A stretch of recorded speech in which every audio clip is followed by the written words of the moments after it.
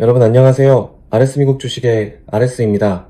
이제부터는 제 실제 목소리를 편집해서 영상을 올리려고 합니다. 앞으로 잘 부탁드립니다. 그럼 시작하겠습니다. 나스닥은 아무 일도 없었다는 듯이 어제 1% 이상 다시 상승했습니다. 코스피가 드디어 5천을 돌파했습니다. 2600대부터 말씀드렸는데 매수하신 분들은 축하드립니다. 제 자산 배분 계획에 대해 말씀드리겠습니다. TQ는 4% 가까이 다시 상승했고 52불을 돌파 마감했습니다. 테슬라도 415불대를 터치하고 현재 430불을 다시 돌파했습니다. TQ는 4월 7일 관세전쟁 최저점 매수가 마지막이고 비트는 현재 수익금이 다시 1억 2천으로 올라왔습니다. 반도체를 비롯한 빅테크와 미국 주식 전체가 상승하면서 증시를 이끌었습니다. 타코가 발동했습니다.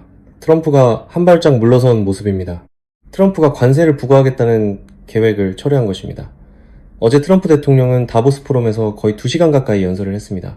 미국만이 그린란드를 지킬 수 있다고 했고 골든돔에 대해서도 이야기했습니다. 지금 캐나다를 지켜주는 것은 미국의 골든돔이라고 이야기했습니다. 무력을 쓸 필요성을 느끼지 못한다고 이야기했고 그린란드와 타협해서 골든돔을 설치하고 미국이 방어할 것이라고 이야기했습니다. 다보스 포럼은 전 세계에서 가장 많은 CEO가 참여하고 비싼 포럼으로 유명합니다. 세계 경제 포럼이 다보스라는 산지로 둘러싸인 도시에서 열리는데 수만 불을 지불하고 참석합니다. 여기서 앞으로 세계 경제의 흐름을 대략적으로 예상해 볼 수 있는 것입니다.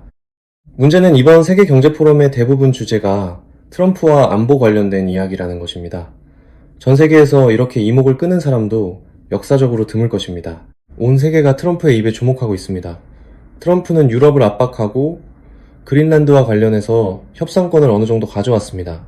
트럼프가 골든돔을 지원하고 광물권을 가져오는 타코 트레이딩을 발동시키고 주식시장도 올려버리는 그의 입장에선 꽤 괜찮은 이득을 챙긴 것입니다.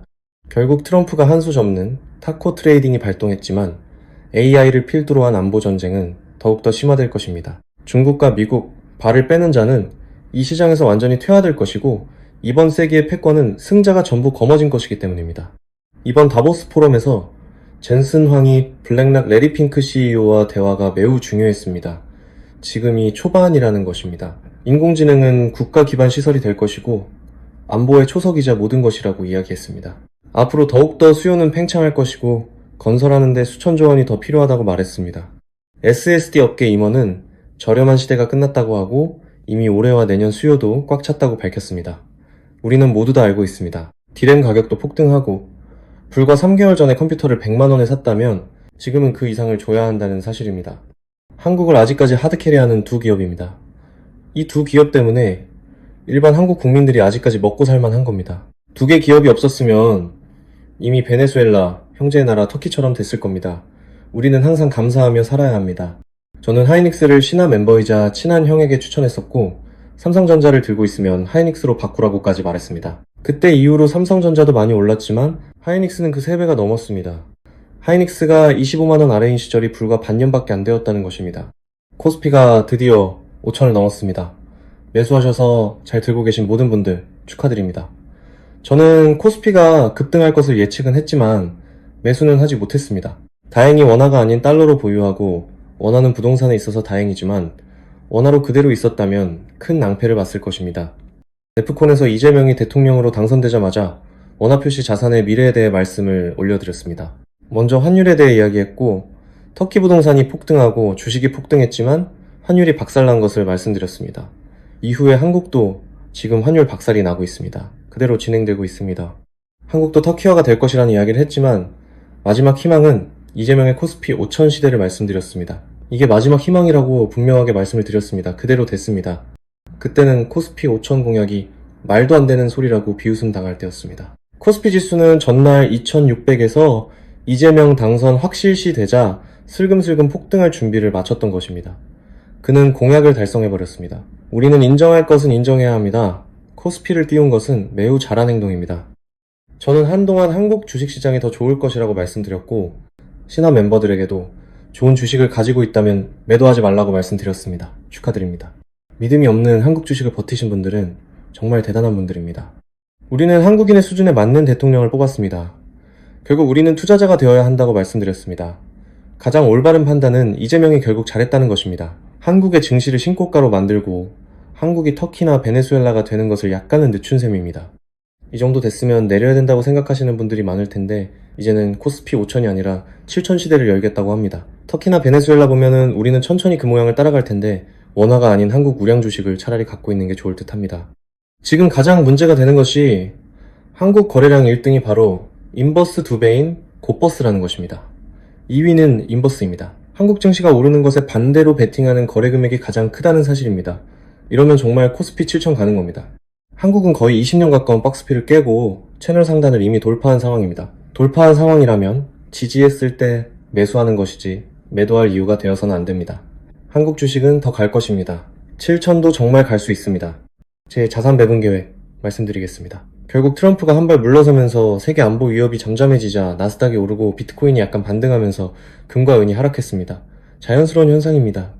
그러나 하락과 상승폭이 이상합니다.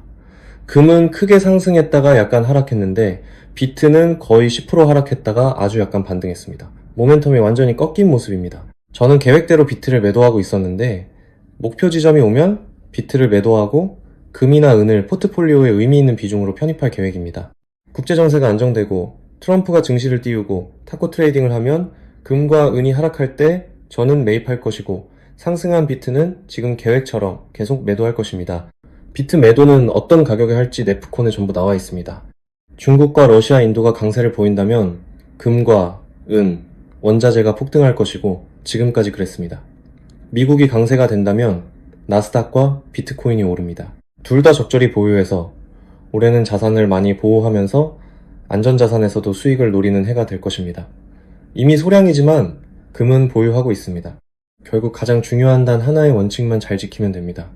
원화가 비싸지고 달러 환율이 내려가면 환전은 기본 정책으로 수립하시길 바랍니다. 올해와 내년 적어도 1,600원은 찍을 것입니다. 어떻게 되어 있는지 두고 보시기 바랍니다.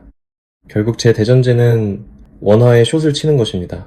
한국 부동산도 매입했고 대부분 달러이며 금 보유도 늘릴 계획입니다.